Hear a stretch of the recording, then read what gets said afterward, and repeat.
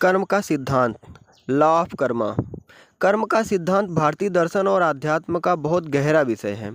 जैसा कर्म करेंगे वैसा ही फल मिलेगा, यही कर्म का सिद्धांत है। कर्म का अर्थ है हमारे विचार, वचन और कार्य।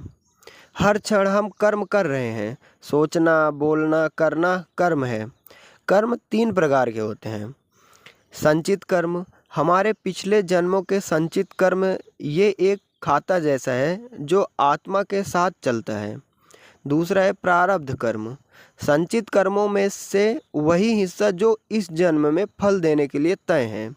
जैसे जन्म, परिवार, कुछ परिस्थितियाँ, ये हमारे हाथ में नहीं होते। तीसरा होता है क्रियमाण या वर्तमान कर्म। इस जन्म में अभी जो हम कर रहे हैं वह भविष्य को बनाने वाला यही कर्म है। कर्म का सिद्धांत क्या कहता है? कर्म अटल है, किसी से छिपाया जा सकता है लेकिन कर्म का फल टलता नहीं। कर्म और स्वतंत्रता, हमारा जन्म और परिस्थितियां प्रारब्ध से तय हो सकती हैं, लेकिन हम कैसी प्रतिक्रिया देते हैं यह हमारे हाथ में है।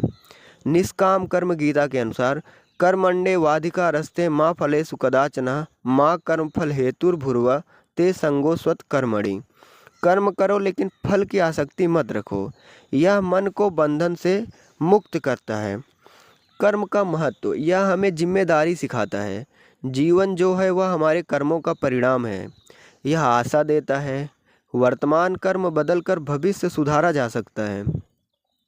यह न्याय बताता है, ईश्वर सबके साथ निष्पक्ष है, किसी को उसके कर्म का फल मिलता है। कर्म का सिद्धांत कहता है कि हम अपने जीवन के निर्माता स्वयं हैं। Our life is the creation of our mind.